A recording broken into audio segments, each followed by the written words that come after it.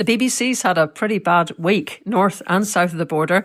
We look at the suggestions that Robbie Gibb, the right-winger on the BBC board, has led a bit of a coup to get rid of the Director-General and Head of News. What happens next?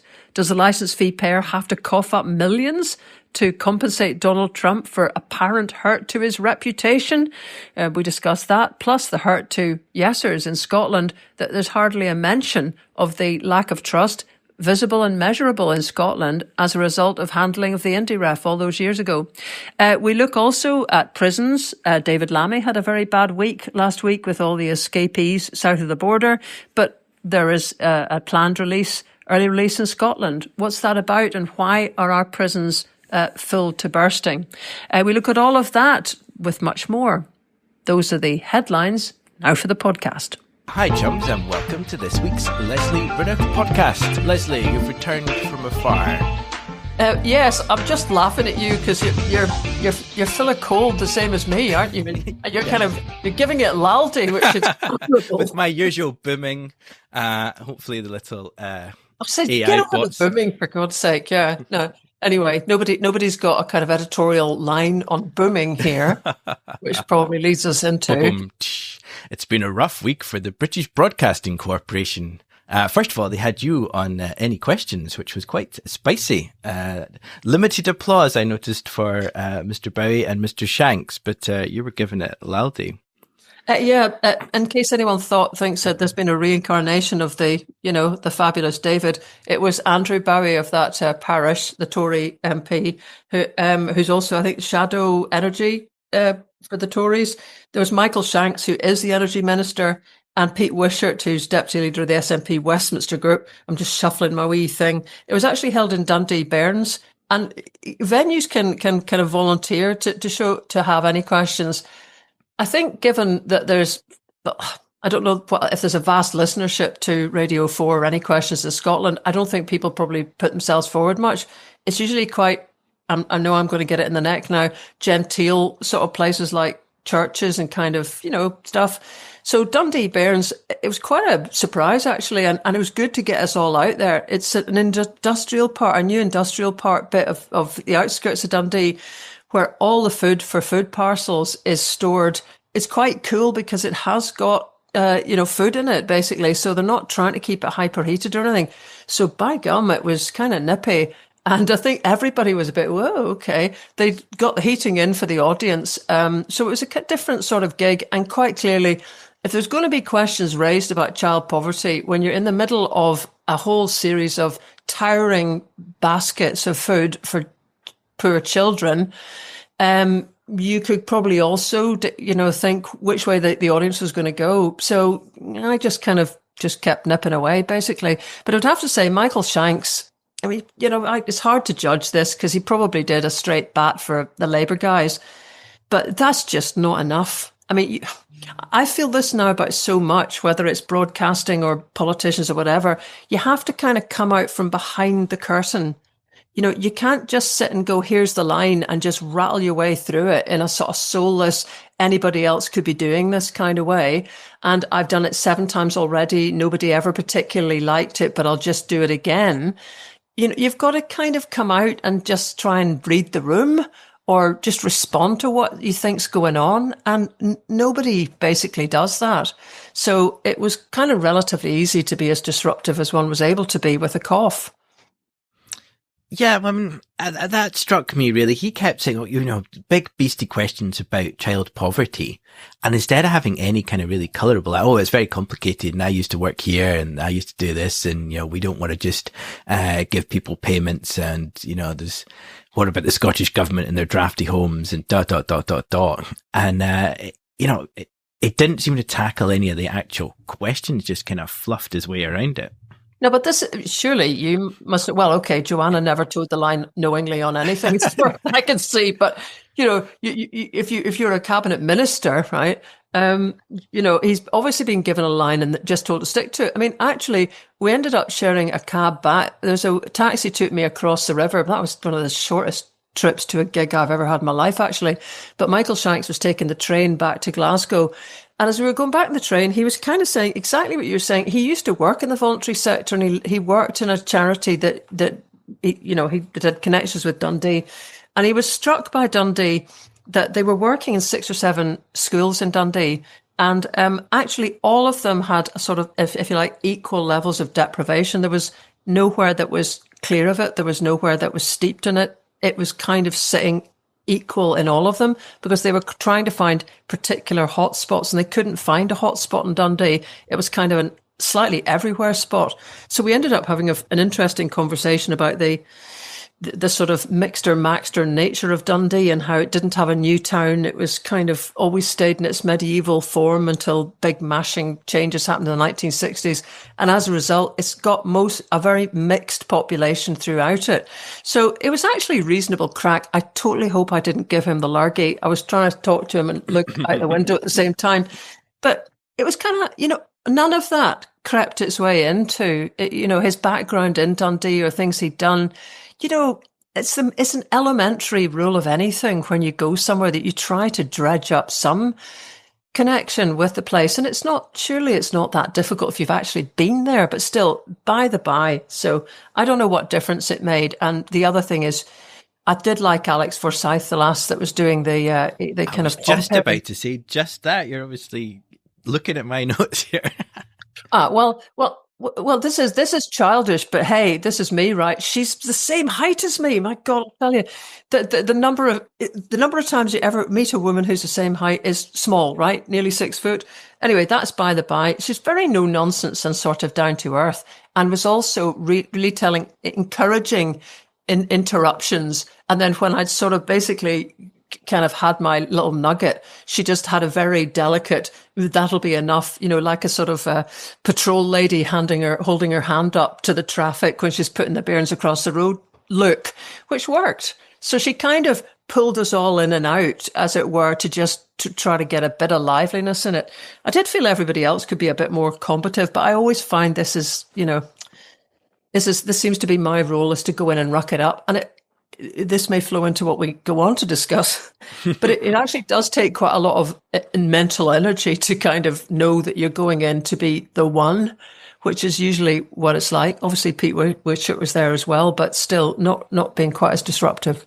No, I mean, it was quite a good double act though, and I certainly quite liked the way that Alex brought everybody up around the child poverty figures, the relative poverty, 22% child poverty estimated in Scotland versus 31% across the whole of the UK. And it was a kind of testament to the child poverty payment, the single child payment introduced by the Scottish government. So yeah, it was an interesting programme. It's always much more enjoyable of a listen than any questions. The question time. The telly, yeah. So yeah, we'll put the link up to that for anybody who has missed it. But from BBC successes to BBC failures, apparently the BBC suffers from internal bias.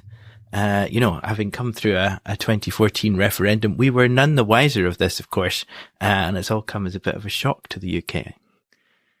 Yes, although it is like two totally separate stories in some respects. I mean, on the other end of it, the London down there kind of end of it, and the sort of the editing Stucci in Panorama. I mean, I was a BBC employee for 25 years. I was a news trainee. We got put through systems. There were rules about internal editing of any clips. So, there was really strict rules on that. I think it's still the case that you can't do it at all in Parliament, for example. You must leave the whole bit of what someone said.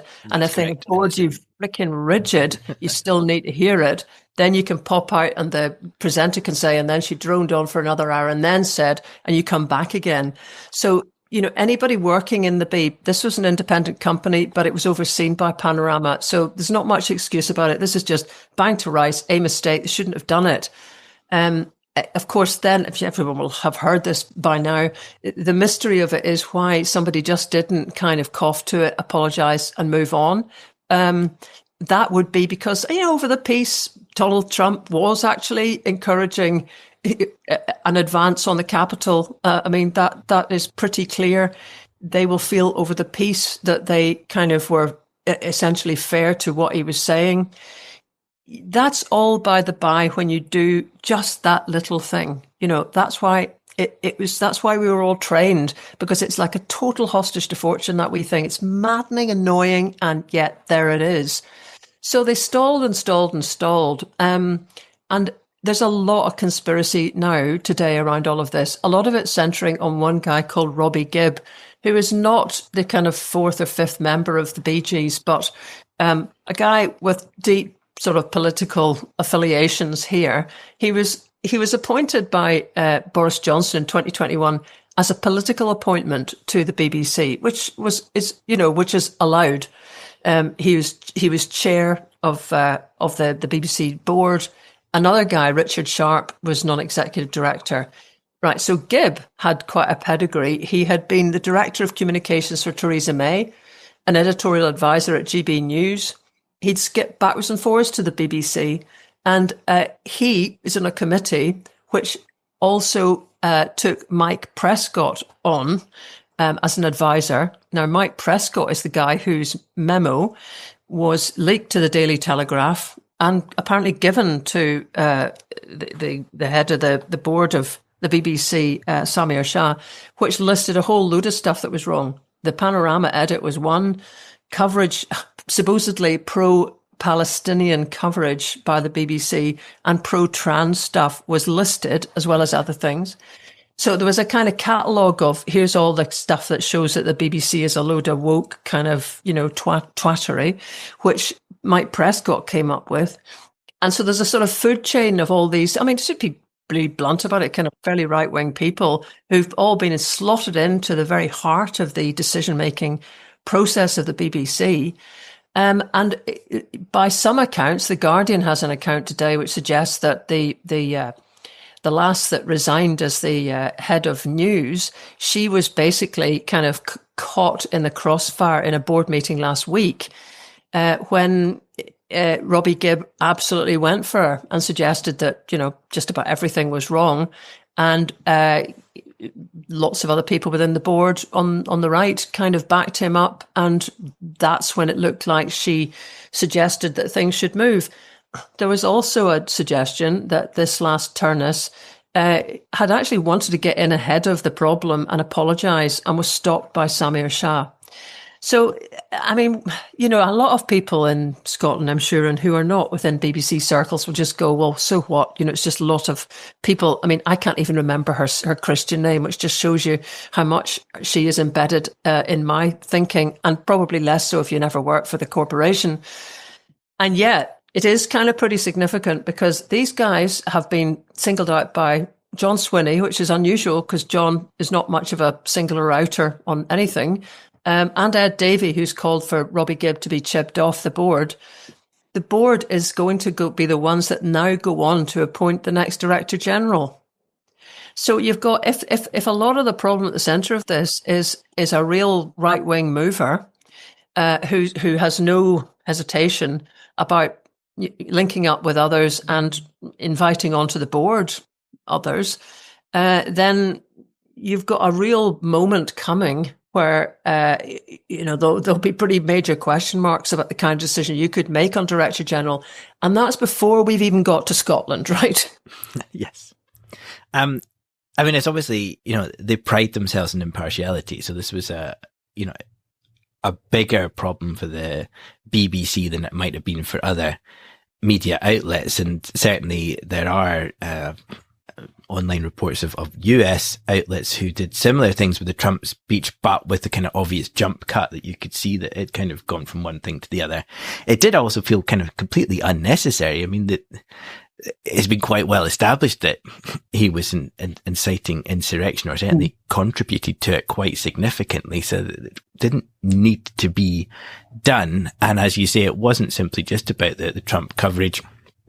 It was about the internal blocking of a kind of wider debate on trans issues and women's rights issues being blocked by this internal group within BBC News, preventing stories about problems with puberty blockers and detransitioning and things like that going forward on the BBC, whilst kind of having a sort of steady stream of, as described in the report, as puff pieces about drag queens and what have you. So there was a kind of whole panoply of different things in there. But you're right. If this rightward leaning section of the board have brought the BBC to a point of crisis, and then sort of jump in to fix it in their own image, there's a real concern there. I also note, there's other people like Ben DePere, for example, who was the editor of Channel 4 News until 2022 and pretty much excelled in foreign news coverage, which is why the Channel 4 have regularly pick up all the awards for foreign news coverage. But anyway, he's been on Twitter as well, talking about the Panorama mistake, saying it's extraordinary. It was identified in January, discussed in May, defended, the process stalled instead of having a correction and apology. Yep, I think everybody's with that. But he also links it to the failure that was like the decision not to show the Gaza film that he made. And people might remember that film, Gaza Doctors Under Attack, when they were told in May, after, as he puts it on Twitter, 4 months of bollocks, that our film Gaza Doctors Under Attack wouldn't run. And all sorts of, he says, false suggestions made as to quite what the process was, and talks about the BBC lying to us during the process and then lying about us after it. So it's kind of like this is now attracting, it's attracting everybody who's got something they want to say about this. And it would say that there's also a good piece in the today in the National about Ellie Gomersall, who's just cataloguing the idea that the BBC is pro-Israel is just gobsmacking when you get the long list of investigations that there have been that just were published in April 2025, not just a couple of months ago, which just show the number of times there was just the language that was used between the two sides. It was always a lot more hostile. It was much more emotional descriptions given of the hurt to the Israeli side. The Palestinian numbers were just given, as sheer statistics. There's loads of ways you could look at this and say, yep, that is not an equivalence. And yet that's what we're being, led. Because what will happen now is what always happened. I mean, I remember when I was at the Beeb and people would complain about something, and whoever was the head of controller of BBC Scotland at the time would basically say, we get complaints from the left, complaints from the right, so we must be doing okay. And that always absolutely infuriated me, because does anyone want to look at whether any of it's correct? Yeah, and that is their go-to refrain. Everybody's complaining about us, therefore we must be getting something right. I think you said pro-Israel there when you meant pro-Gaza. I mean, most people, I think, listening to this podcast would struggle very much with an idea that the BBC was pro-Palestinian. Yeah. These things sort of resonate with different sections of people in different ways. But the point was, I wish I could find it because I've had too many blinking things open in front of me here. The point is, there is actual, somebody bothered to do a proper piece of research on this. So it's not opinion. It's not, I feel strongly about this because I was watching something last night. It's actually catalogued statistics.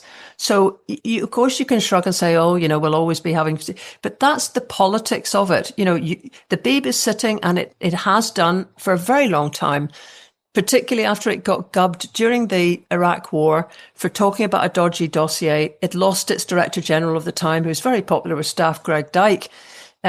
Everybody at the top learnt the lesson, which is don't cross the government of the day. At that point, it became a Tory government, and more Tory place people were sort of slotted in to roles that nobody political had ever really inhabited before. And now we've just lost the plot completely. We will get on to Scotland now, but I've got it up here now. So the Centre for Media Monitoring analysed 35,000 pieces of content from the BBC in the year following the September 2023 attacks, and found that Israeli deaths were 33 times more likely to be covered than deaths of Palestinians, with emotive language 4 times more likely to be used for Israeli victims. And then, of course, you've got the usual, the Gaza Health Ministry says, whilst we've said many times that actually international comparators have shown that the stats coming out of the Gaza Health Ministry tend to be pretty dashed accurate. Yeah. But when it went on yesterday, I mean, so there was a roll call of, former BBC Trust members pulled on. So, so Chris Patton was on. Now, there he is, honest, Lord Patton. honest guy, former chair of the BBC Trust. That's why he was brought on. Former governor of Hong Kong and former Conservative Party chair, which is not mentioned because now that doesn't even seem relevant. I mean, that's like just, the difficulty with all of this is because it's so accepted that that's fair enough. And let's face it, Greg Dyke, I'm trying to remember what his Labour Party credentials were, but he had them. So, I guess fair is fair. But anyway, he came on and was extolling the virtues of the BBC and said on the PM programme, no other broadcaster has reported the situation in the Middle East like the BBC. Now, I don't know if he just doesn't get out much, but I mean, but pretty much Channel 4 News have just won an Emmy for Inside Gaza, Israel and Hamas at War, as they kind of do pretty much every year, win awards for their coverage. He'd said it's a problem that the BBC have got no one in Gaza. I've got to say Channel 4 have made good enough, strong enough links with filmmakers in Gaza that they have regular footage from Gaza. That's an editorial decision as to quite how do you trust people well enough? Do you know people well enough? How are you managing a blockade that is unfair in a regime that is committing genocide? That's a real challenge for you. You can't duck it. So, the Beeb is sitting, all of this on the one hand, on the other hand, no. Then kind of winkling on to us, there was on the BBC News, there was another former BBC Trust member, Richard Eyre, interviewed. And he was sort of, bemoaning this just one serious breach of impartiality. But there was no mention on the news of the chronically low trust figures in Scotland as a result of the experience of the Indyref. And this is Radio Scotland. So, you're expecting people to have the courage to bloom and reflect the situation we're actually in. And once again, this is not just how I feel about this. This is a matter of record that the trust figures in Scotland are the lowest in the UK. So that's just an objective fact. Now, to be fair to it, to the Beeb, I did get asked on to Scotcast yesterday, which Martin Geisler and the former Scottish political correspondent Brian Taylor were on. And actually, I felt terrible. I was coughing, couldn't bring myself to concentrate. And I kind of thought about this and thought, this is the sort of situation that just drains my batteries for very long periods of time because you're the one, you're asked on as a guest and there's a clue in the name there. It doesn't mean that you have to be, grateful and sooky, but there is a sort of dynamic that makes it very hard for you to take the game completely to people who will naturally be completely defensive. Less so in the case of Martin Geisler, because as he points out in the Scotcast thing, during that period, he was ITV's Scotland editor. He wasn't working for the Beeb. So, it makes it less personal for him. But for Brian Taylor, he was at the centre of the whole thing. And if you looked through, as both you and I did, because I was kind of trying to decide whether to do this or not, but if you look through the kind of the stuff that's running on social media of the conflations made during that period, there was one pretty stunning moment where a cutaway was used in a report that Brian Taylor voiced. He didn't physically sit and edit it, but still, he voiced this, where a cutaway of Alex Salmond sitting laughing looked as if he was laughing at something that had just been said by John Swinney. In fact, the full version of where it really came from is on the other side of the tweet. There's obviously the Nick Robinson whole scenario, which has been reposted online, if you don't remember that one. And I do remember it, actually. So did Martin, because he was in the room. But there was a press conference. I can't remember where it was. It's the EICC, because I was in the room as well. It was a very grand location, and it was packed, snap it foo. And actually, the way they were taking questions was there was one from the UK press pack and then one from international kind of journalists. And so Nick Robinson had asked a question about, was there a plan B for, the use of currency and so on? And Salmond had given a long answer, but he did give an answer. afterwards, Nick Robinson said he didn't give an answer. Well, he just quite clearly did. Now, in the podcast, Martin Geisler is recalling that he thought at the time, not working for the BBC, boy, I'd like to see how you're going to manage to edit that one, because it was a long answer. But he assumed, in the way he's expressed that you would feel obliged to edit it, as in you would have to make an attempt to say this was the sort of answer he gave. To say he didn't answer is a lie. It's not true. Now, the Scott cast gets close to that, but just flies off again before they focus down on it. I should say that in the end, I didn't do it. There's quite a few people didn't do it. Liz Lloyd turned up. She did it. So there's a link to it, and I'll put it up. You can have a listen and see what you make of it. But it's never going to be a way to look properly at the questions of what happened then and continues to happen. When people are so closely involved, there is no way they can possibly entertain, accusations that they basically misled the listener. And the program couldn't even handle half the stuff that one could legitimately raise. Yeah. And as you said about the Gaza stuff, there was, of course, the academic report into the bias during the Indyref, and there was which formed the basis of London Calling, which is still available on YouTube, which is a documentary looking at the BBC bias. And, these protests outside Pacific Quay didn't just come from nowhere.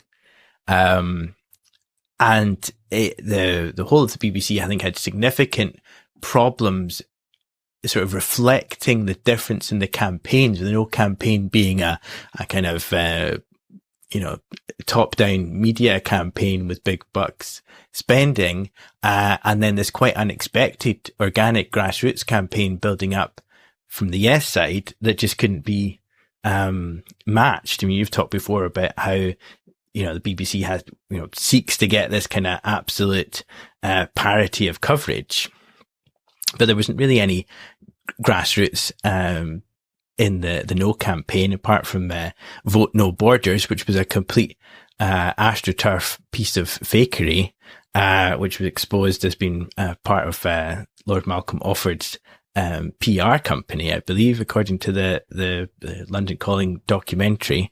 But that got all sorts of airtime at its launch on the main BBC News in a way that the kind of yes side didn't.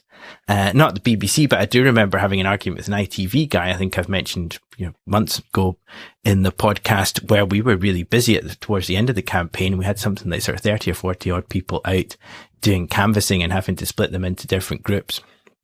A meeting somewhere in Edinburgh, and this guy with a massive camera turns up, which wasn't unusual, but they hadn't been in touch with us beforehand. And was very kind of self-entitled, and I'm here to do this, and this has been put on for me, he kept saying. And I was like, what are you talking about? This has been put on for you. So we've been out 3 times already today, and we're out like this 3 times a day every week. Oh, no. I've just been to film a thing for the No side that was put on especially for me, and now I've been told to come to this because it's been put on for me before as well. And I was like, well, this is just our campaign, my friend. You might be getting fakery from the No side, but this is what we actually look like. And it was enormous. And there was just no way of matching that in the No side. And when the BBC are kind of trying to, show both, it just couldn't be done. And there was, having had a real old trawl through last night, it really did bring some of those moments back home. I mean, there was the most unbelievable interview by Jeremy Paxman with Alex Salmond. Now, okay, Paxo was pretty lip curling at the best of times, but he actually put it to Alex Salmond that when he'd said something about, there was a huge progressive, Scotland could be a progressive beacon for Europe or something. He said, sort of thing that you might have got from Robert Mugabe. Which is like, what? I mean, I've got to say, having watched again Alex's replies to these things, he did pretty well. You could, and that's the problem, because if somebody accuses you of something like that, Robert Mugabe was a murderer.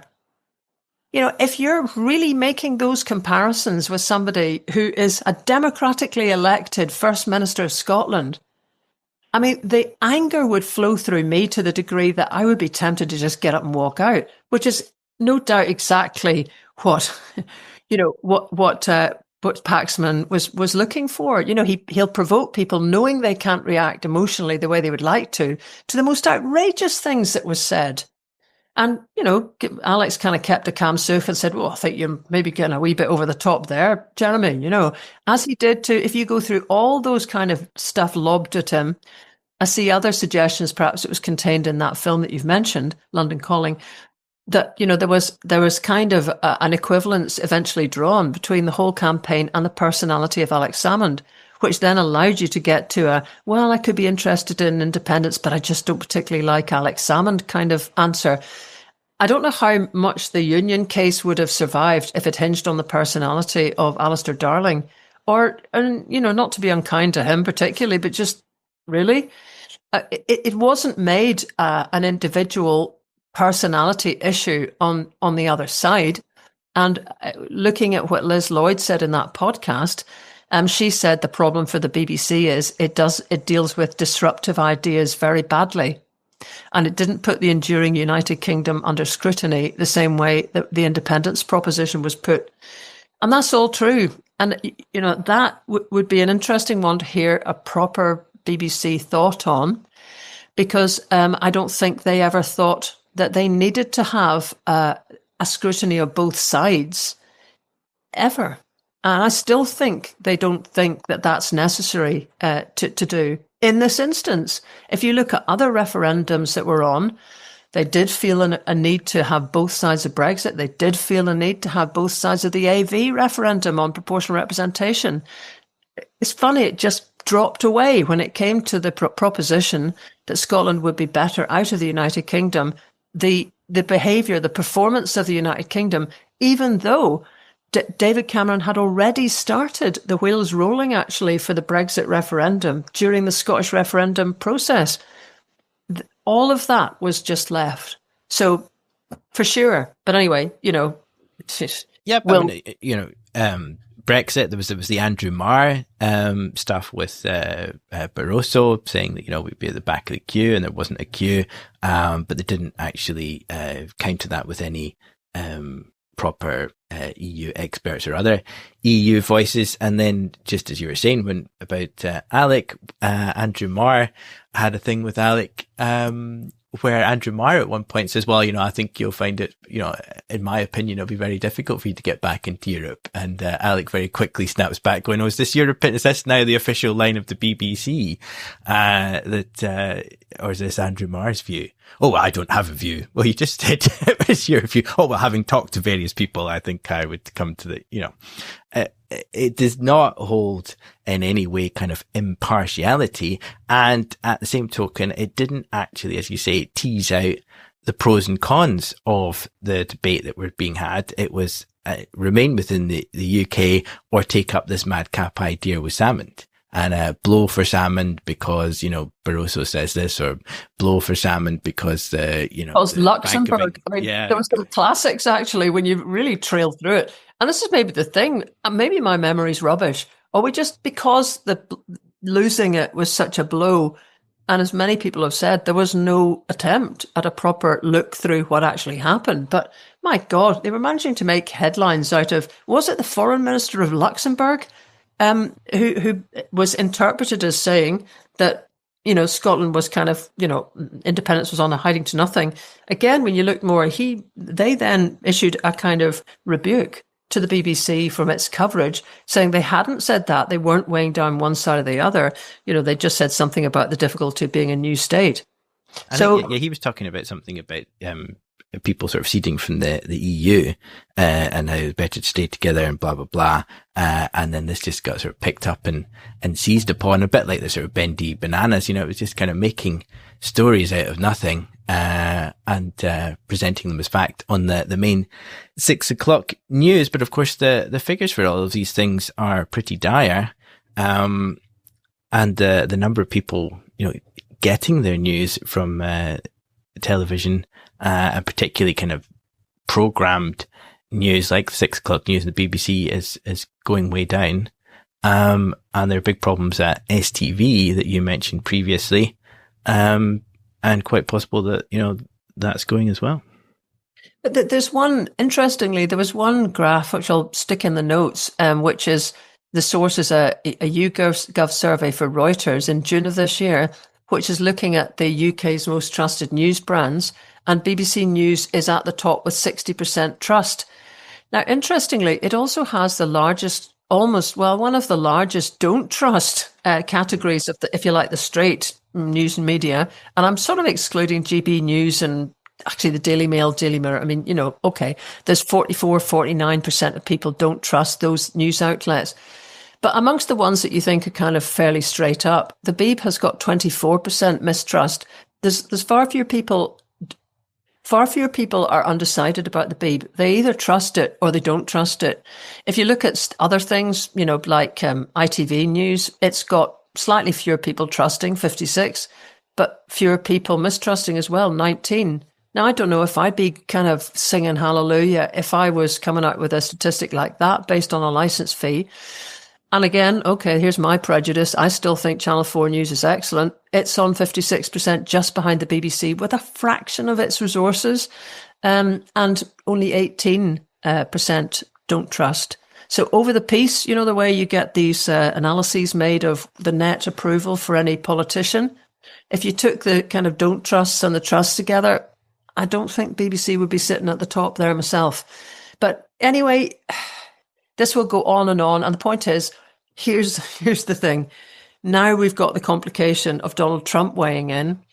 And this kind of idea, that he could end up forcing a kind of £1 million or £1 billion settlement of our money. I mean, anybody who's paying the license fee, that is your money that's going to Trump if they settle and just cave in, because the Beeb just didn't have the blimmin' wit to acknowledge a mistake, a factual mistake in the way that they edited that. I mean, ages ago. So this should be moving on to what happens next. I know the Beeb is kind of very much, sort of lathering around in the kind of ethics of the whole thing and where the neutrality and objectivity and blah, blah, blah. There's just huge amounts of money that could potentially get handed over here. And quite a lot of people are saying it is now your job to just man or woman up and say to Trump, look, we've apologized. We're not paying you.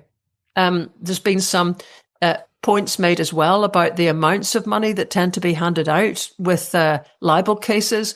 In Britain, they are very small, the damages handed for any kind of libel. You've got to say also, you've got to have a reputation that can be damaged in the first place. Yeah, and you'd have to argue that your reputation had been damaged specifically by this piece of output, and it didn't actually kind of, in the more broader sense, reflect what the heck it was you were actually Indeed, and you'd been financially damaged, which I note in his letter, he did say, but that's just an assertion. He's launching the bid in Florida, so they do bigger sort of settlements over there. But this is now the Beeb just has to kind of toughen up, because you can't be waltzing over and handing our money to a guy that the majority of Britons, never mind Scots, just regard as a kind of tyrant. Yeah, and for all of its failings and for all of the abject problems during the Indyref, this does feel like that maybe was the kind of driving force. This is more of the kind of right wing stuff. The percentage of people watching BBC News in America is on the rise, because obviously American news is extremely biased one way or the other, depending on what you're watching. It's opinion rather than just kind of pure news. Now, whilst the BBC makes obvious mistakes, it's got much less of that kind of knowing looks and shocked outrage. And I don't know how people can actually put up with watching some American news outlets, even if it happens to be the kind of political align that you have. Just the kind of sheer, emotion and moral outrage one way or the other is just very wearisome. So there are an increasing number of people watching BBC News products in America, which obviously Trump doesn't like, and it doesn't kind of fit with the MAGA project. And similarly here, it gives a kind of cohesion to the view, kind of central news view for the UK. And it's very tempting for the likes of your Robbie Gibbs and others to interfere with that. And the kind of sort of GB News types to try and kind of break up that trust. Which is where, we've got a blooming Labour government. Hello.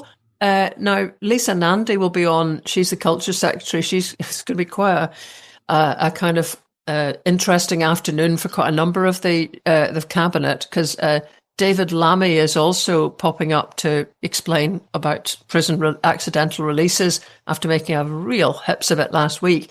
But anyway, Lisa Nandy's on about 3:30 or something, and she's having to kind of, figure out how to respond to all of that. Does she put the boot into the beeb? Does she support them? She's also having to launch a process to kind of renew the licence fee or not, with all sorts of speculation that Labour are looking for something that's kind of, is kind of becoming a bit of a both. Maybe a bit of licence fee, maybe something else. So there's lots of challenges ahead for Labour, and they don't tend to be the guys who, stand by their men and women very well. It would be a bit of a turn up for the books if they actually just decided they were going to stand up for the beeb and, tell Donald Trump to bugger off. But clearly that's not going to happen. So you can watch the news today and see what you think actually of the contributions. Yeah, I mean, anything that jeopardizes our much desired trade deal with the USA or risks you getting back on the naughty step for tariffs, I think they'll all be ripping their knitting and getting very distressed about it.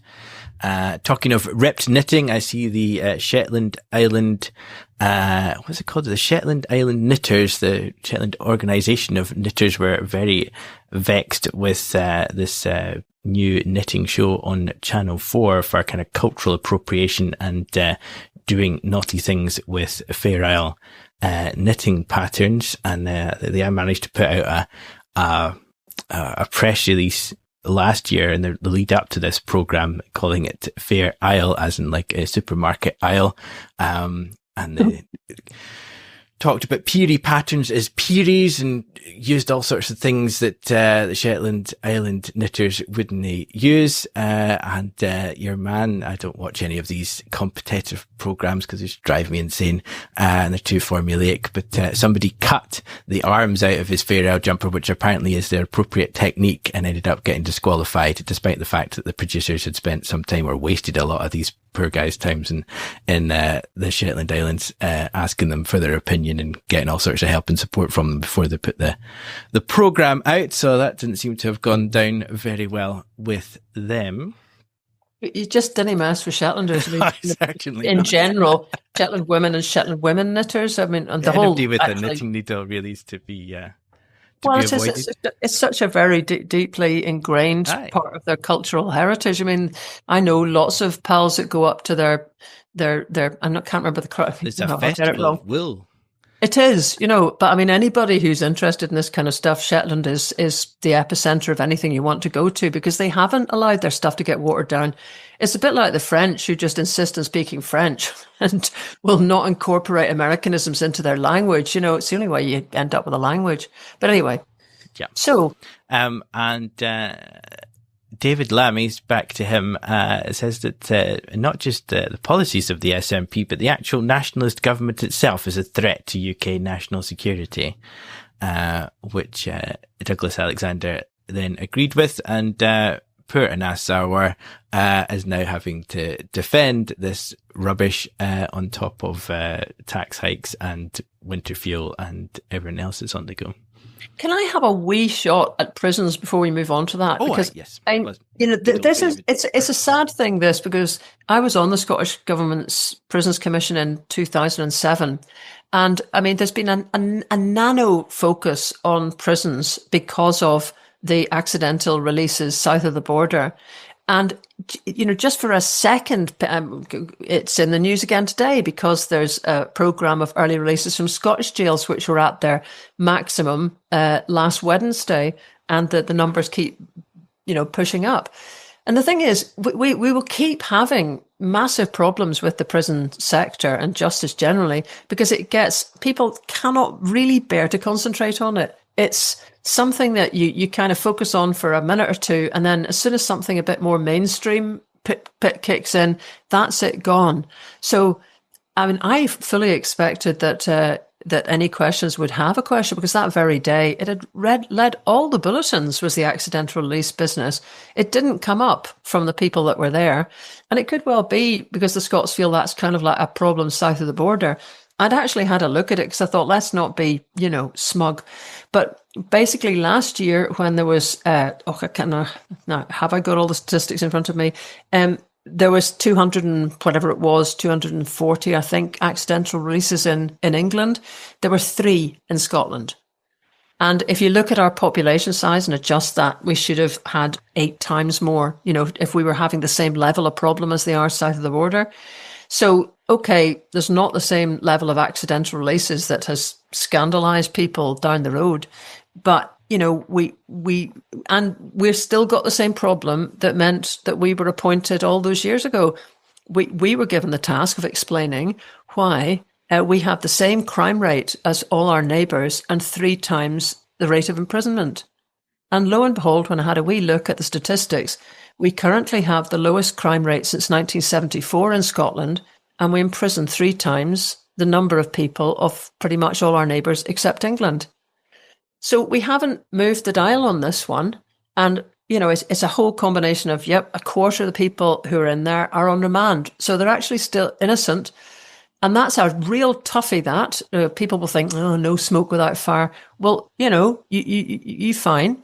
But all sorts of difficulties start to happen when you slam somebody in who walked into court expecting to walk out the same day, especially mums whose kids may have to be taken into care, who may find when they get out they haven't got a home, who may have lost everything. And I'm trying to remember the numbers, but it was something like only 40% of women, particularly on remand, end up with a custodial sentence.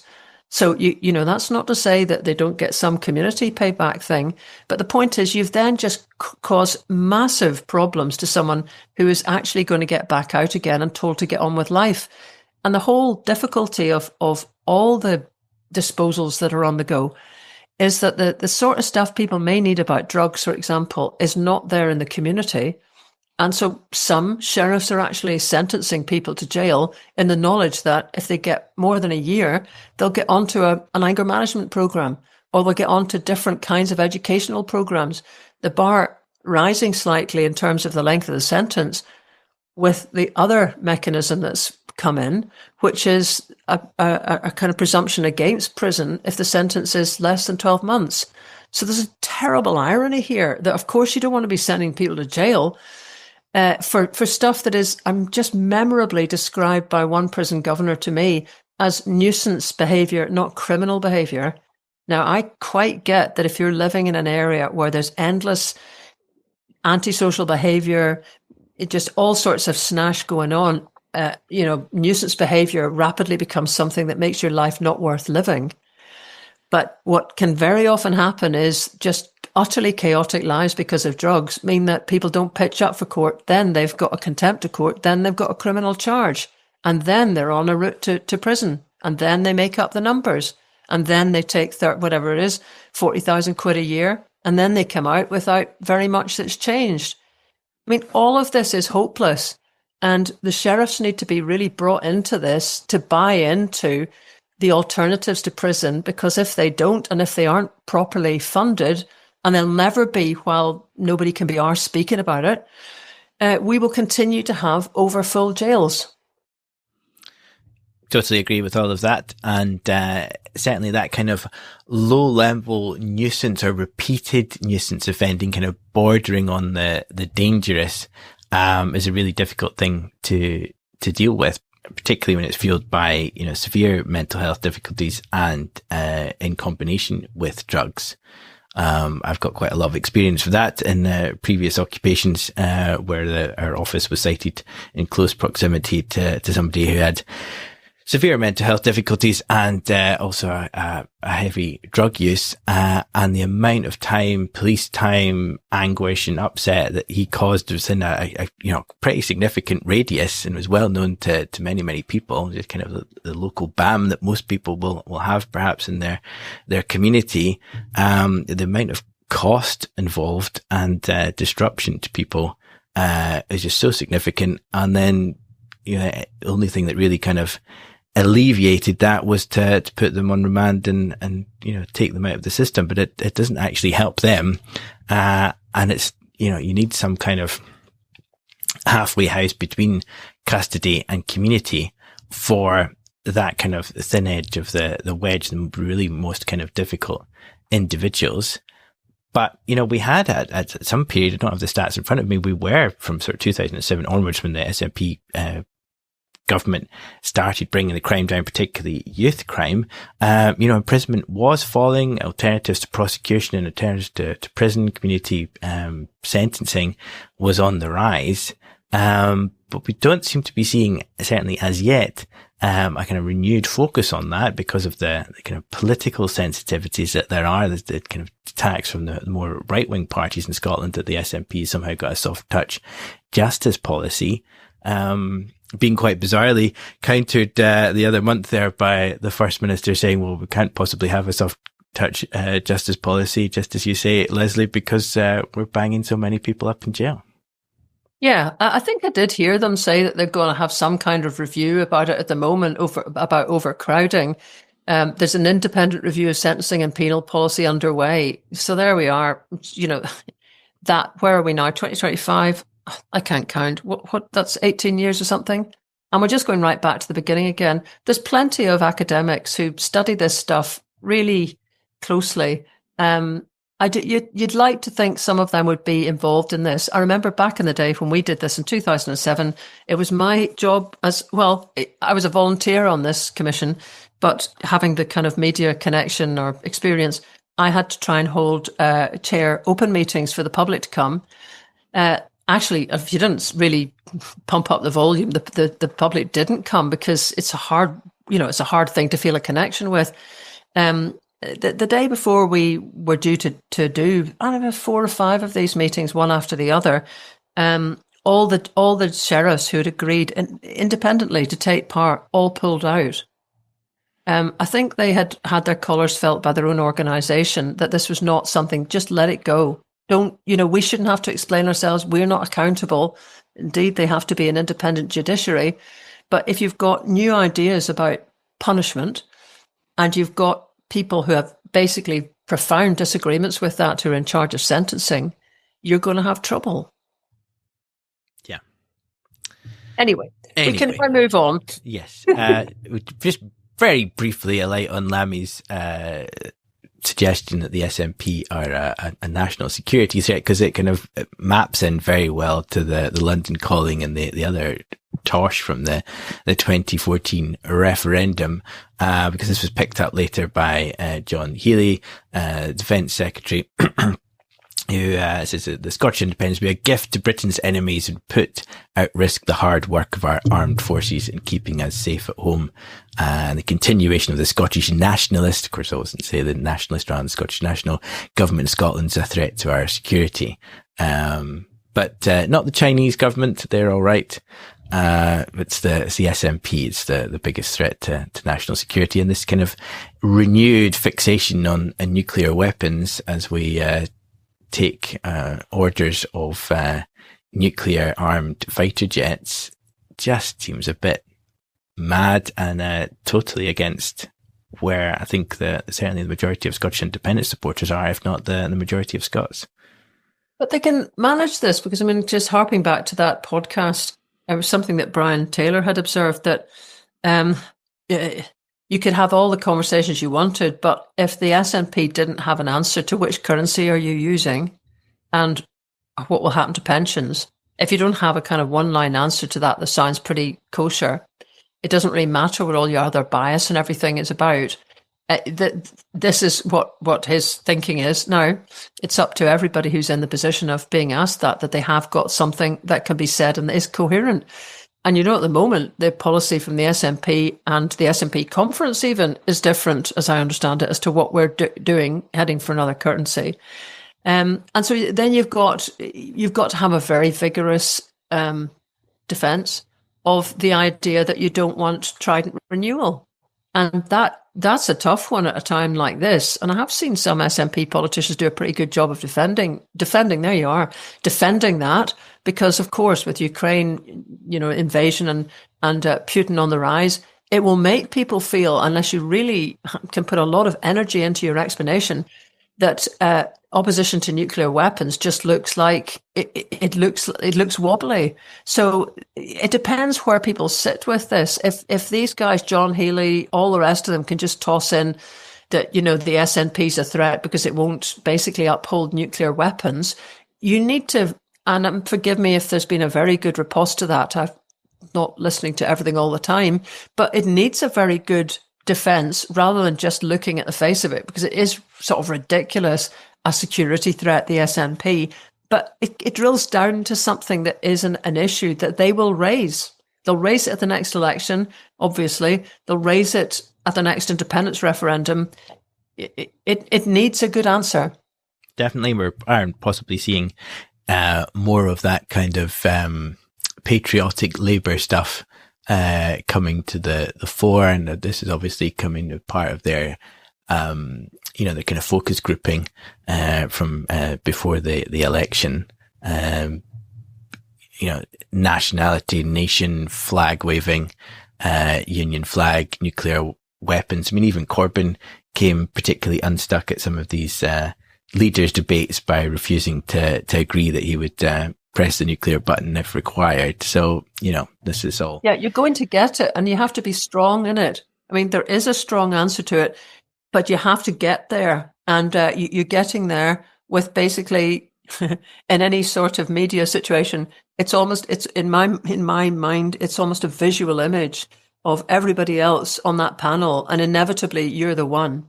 So all the rest are just sitting, salivating, waiting for you to just drop a comma before they can jump in and make you sound wobbly, open-toed sandaled, whatever else. So we I think, okay, let's just take that this needs to be something to which there is a really quick riposte, because it is obviously a ludicrous argument that the SNP could end up being a threat to the United Kingdom with the behaviour that the British government have got up to. But anyway, to stretch that analogy further, salivating like a Daily Mail photographer at Armistice Day, there was great excitement because Zach Polanski had worn a white poppy as well as a red one. Of course, I didn't report that he had a red one on. There's just all this usual excitement, your sort of donkey jacket, Corbyn, and what was the one that we had with the humble crofter was wearing his kilt at the cenotaph, which was a great mirth. And Ian Blackford, Ian Blackford, which I have to say was the wrong thing. You don't wear evening wear. You shouldn't have been wearing his Prince Charlie jacket, but there we are. Standards must be maintained. Well, actually, I looked this up because I wore my white poppy to this any questions thing, and was fully waiting for someone to have a go at me with any of this stuff. It was, this dates back to 1933, and a huge effort made by women to try to ensure there would never be the bloodbath that had been witnessed across Europe ever again. And I think we spoke in a previous meeting after I was really moved to meet, I think, the daughter or granddaughter of the woman who started this whole thing in Wales when I was in Carnarvon. She actually did the translation into English in my ear. I mean, I thought, God, blimey, this is a real superannuated meeting, this one, to have met Meg and heard the story of how that whole women's movement across the whole British Isles, it gathered steam and then just got erased from history. So that was where the white poppies started. So blimmin' right, actually, that is, many people will say, of course, it's horrible to think of veterans that are homeless. And it's kind of pretty par for the course for Britain that it's a charity that it ends up hinging upon. Other countries will make sure that they provide people with accommodation and support and all the rest of it. Whereas here, it seems to hang in the balance unless you support something that keeps a certain version of conflict and that horror alive. Yeah, and militarism. And the National have the white poppy on their masthead this week. But yes, the kind of UK right-wing media were just desperate to see what Zach Zelensky would do, and disregarded his red poppy and just seized on the white one to give him a sort of cheese-eating surrender monkey vibe, and bash on about how. But that's where he's doing very well with this, because for every attempt there is to sort of paint him as, sort of surrender monkey Zach Zelensky, there'll be other people who actually, just never quite get their white poppy out in time before it's over, who will think, well, good on you. If we can't get to a stage now where we're questioning war, when sadly the last people who are active within the wars are no longer with us, there's a moment coming of transition. So what will we think about that conflict? And I don't think it's a sort of slam dunk for the militarist red poppy, and I'm not lumping all of that together, but that sort of argument. So he's sitting in the middle of that in a useful place. And I can't remember if we discussed the Zoran Mandami win last week, or whether it hadn't quite happened. It was yet. Just on the cusp of happening. Yeah. Last week. Well, there's another guy. I mean, now he has got it all to do with, a kind of tall list of things that he wants to have happen, most of which involve pretty major public expenditure. But he just didn't flinch. And he had also pre-thought his answers to stuff, which, again, Zach Zelensky is tending to do. So there's a lesson to everybody within Scottish politics on that one. Yes. On to jollier things. Your film, which was originally premiered at Revive, Where Are Scotland's Missing Trees, Scotland's Missing Forests, is doing great business on YouTube. I just checked it there. It's over 60,000 views already just in the last sort of 2.5 days. Well, I mean, you could more profitably talk about what the heck's going on there. So you are the sort of whisperer of the YouTube algorithm, but just on the kind of making of it, this is basically, I've known Ron Greer and Derek Prexwell for a very long time, particularly Ron. He is, I think he would be quite proud for me to say he's a cussed fucking bugger of a guy, in many respects. And you'd have to be to get where he's got with, his history of in the 1970s deciding to save a glen that's like any other glen in most of the Highlands. It's being destroyed, ecologically destroyed. Wasn't quite so apparent then, pretty apparent now. But his particular interest was the loch and its contents, because he worked for the Marine Fish Laboratory in Pitlochry. So did Derek Prexwell. The two of them, Ron in particular, and here's how kissed he was thumbing lifts 16 miles from where he lived with fencing posts and saplings to try to re-establish forests, because woodlands would provide the leaf litter that would fall into the lochs and give the wee bugs something to eat and give the fish something to eat the bugs. What they were finding was that the fish in that loch were all stunted. So the attempt to sort of intervene in that sorry situation did actually have some success. And he took me in a walk out there before I wrote Blossom in 2013. And there's a series of images there of how they managed to create woodlands that would work in really a gravel bunker. You'd look at that, what they were working with, and think there's no way that will ever work again as, for any kind of vegetation. And it did. So we decided to walk back out all that time later now, another 10 years later. This all happened in the 1970s and 80s. There's even images of Billy Connolly pitching up en route because he was so interested and impressed with what the guys were doing in what is actually a subarctic environment right up high up there near Dalnaspittle. So anyway, we walked out, and the film is an account of what we found another 10 years after that little forest was established. Sadly, it ain't what it should have been. So I don't know quite why that's gripped people so well. It gripped all of us. And Steve Rawson, who is the filmmaker, is the man who deserves the greatest credit, because it takes, as anybody who edits stuff like you, Fraser, will know, it takes a second to do an interview and then a lot longer to actually edit it together in the compelling way that he's done. Steve is a filmmaker that is also a friend of the two guys and lives at Killiecrankie, interested in conservation himself and very conscious of what's happened to that glen. So anyway, I don't know why it's got quite that number of viewings, though it's fabulous. Don't you think it is? Well, I mean, it is a cracking film, and the YouTube bots obviously agree with our assessment, and it's pumping it out to people all over the globe. And it's doing great business, and also it's generating a lot of comments and interest, which again makes the YouTube algorithm think that it's even more exciting, and shows it to more people who get excited about it, and so on and so forth. So yeah, it's leaping away very happily. Right. Well, jolly D. Jolly D. Speaking of jolly, we've got an interview now at the end of the podcast with a great young guy, Magnus Turnpey, who is an accordion player. This all sort of kicked off as a result of you talking about Fess Ross a few months ago. Yeah, I was at a concert. It feels like it was just a few months, could have been longer. It was summer. And there was a great band on the Fess Ross stage, which was kind of mixed abilities. Magnus has got Down syndrome. He's 26, and he plays with other people of various abilities. The folk who are able to go 100 miles an hour in terms of fiddling, which they had done just before their set came on, pulled themselves right back and worked very tenderly in tandem with people that were slower and more deliberate in the way they were playing. So I mentioned that and said it was actually, I was sitting greeting in the audience. It was really tremendous. And Magnus is a great sort of figurehead. It's a Magnus Turpey and Friends. So it's basically his band. So he's right at the centre of all of that.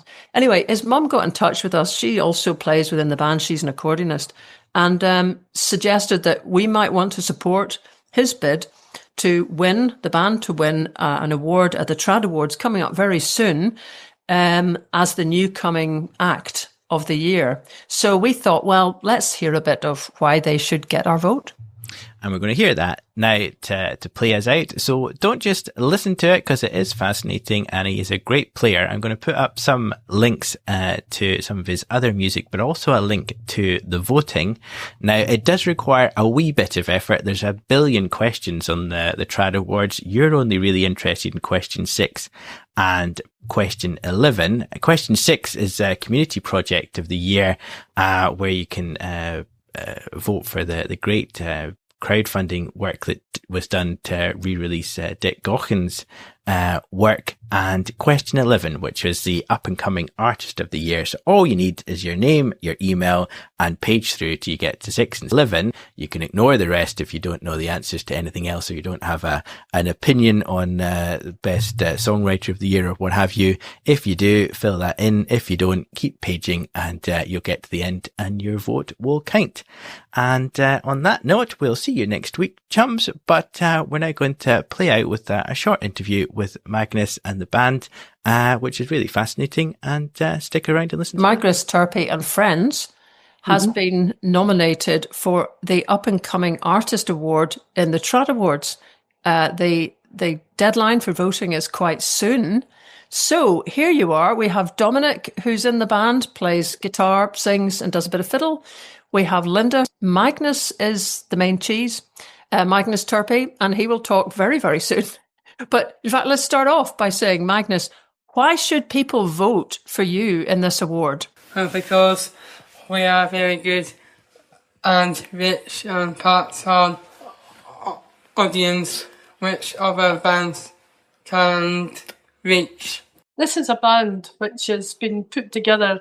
It's been curated basically, and Dominic with Magnus has got nobody to accompany him on his accordion, right, to go out and play.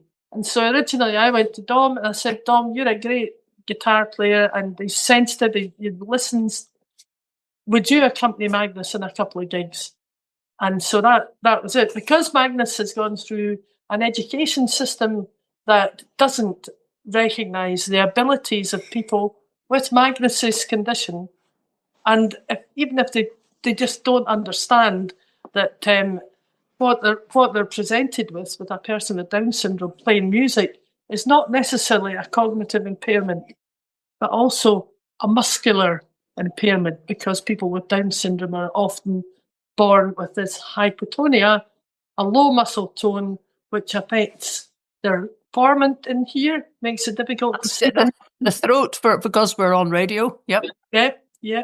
And their fingers for their fine motor skills. So it's quite difficult to move your fingers very quickly at that rapid pace that you were describing in the podcast, where all the super fast young people are playing jigs and reels at breakneck speed. So what we have to do is kind of improvise a part, I guess, to play in that, so that it sounds great. And he's got great expressive skills in delivering his music.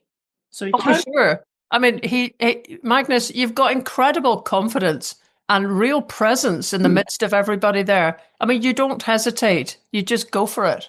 Yeah. Indeed. And I mean, what I was mentioning in the podcast that we played, months ago, actually, was just how sort of tender it is to see people hold themselves back ever so slightly to just allow someone else to come in at their own pace in that performance. No, I can definitely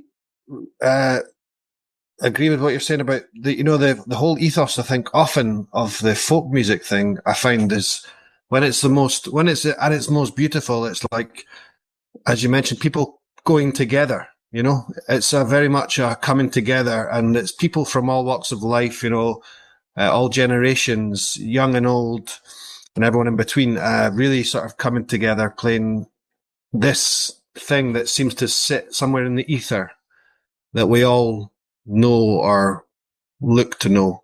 And it is a beautiful, when it's like that, it's very beautiful.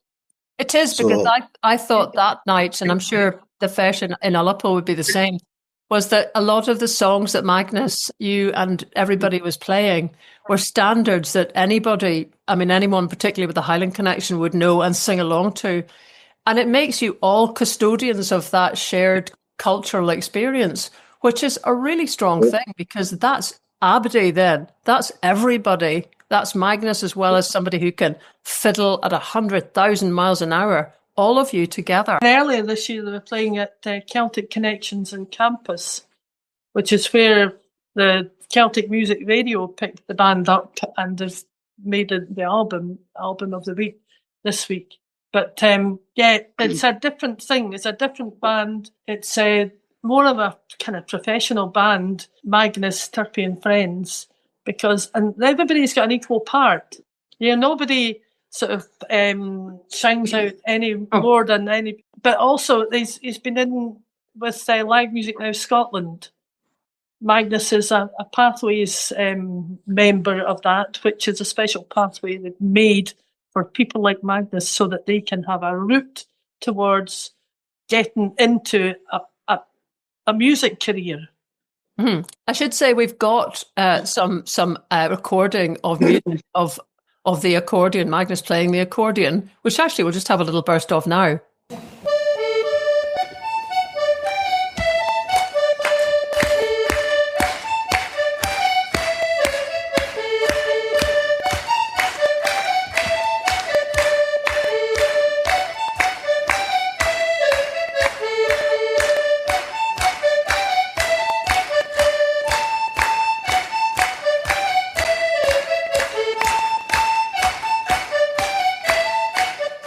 So there we were. And actually, Magnus, you were speaking at the SNP conference because there was a motion up about the importance of inclusion and in music and learning.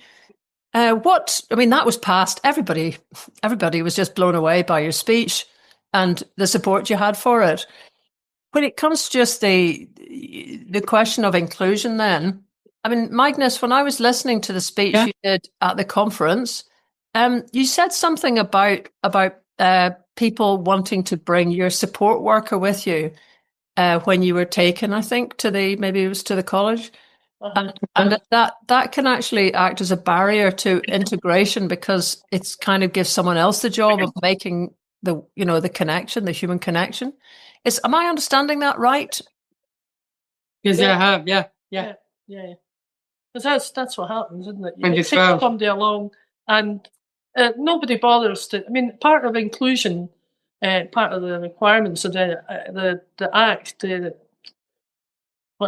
Equality Act, is that a college or somebody presenting a course needs to make sure that people who are out with the social norm are included.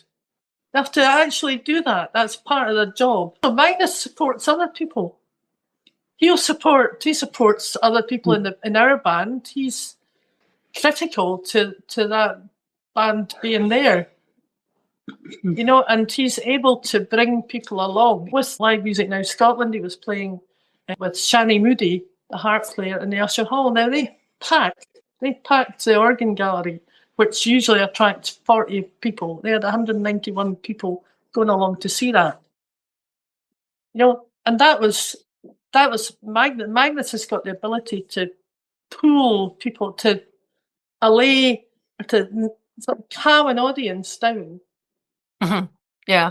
And to bring them along. So that's nothing small, really. We have to talk about some people I get involved. I need to get some music for together, and I need support them to get more independence. Well, I hope lots of people are going to support you in this competition. We'll find out pretty soon.